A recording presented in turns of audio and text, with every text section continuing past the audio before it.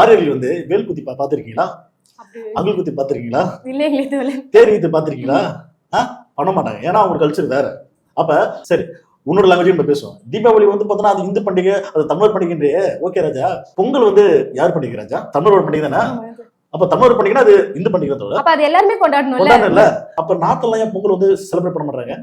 முக்கியமான கேள்விதான். அவங்க விநாயகர் சதுர்த்தி கொண்டாடினா நம்மளும் கொண்டாடுறோம். இதெல்லாம் யோசிடா. இல்ல இதுக்கு நேரம் ஒரு ஆள் வந்து கொண்டு வந்து காட்டுவேன். இல்ல யாரா வந்து மோடி இப்ப வந்து செலிப்ரேட் பண்ணார்ல, அது வந்து காட்ட நினைக்கிறேன். பொங்கல் கொண்டாடுறாரு.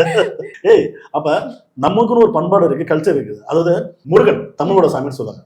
முருகனை வந்து தமிழர்களுக்கு கொண்டாடுறாங்க. மலேசியா முதற்கொண்டு போய் தமிழ் மக்கள் வாழ்ற இடத்துல சாமி கும்பிடுறாங்க.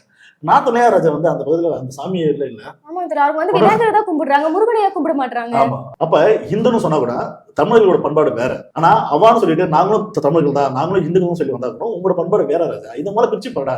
இதை கூட தெரியாம எங்கன்னா ஒரு ஆதாரத்தை பார்த்துட்டு வந்து தேவர் ஆதாரம் தேவராதடே. தீபாவளின்றது ஒரு காலத்துல வந்து அதுக்கு கொண்டு வரப்பட்டதுதான், அதுதான் உண்மை.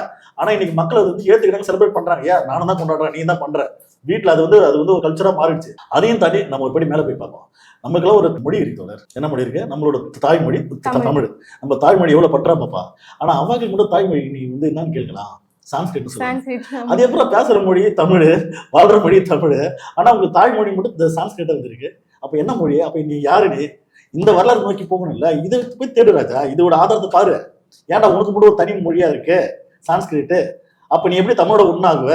அப்ப ஆரியர்கள் வேற தானாங்க.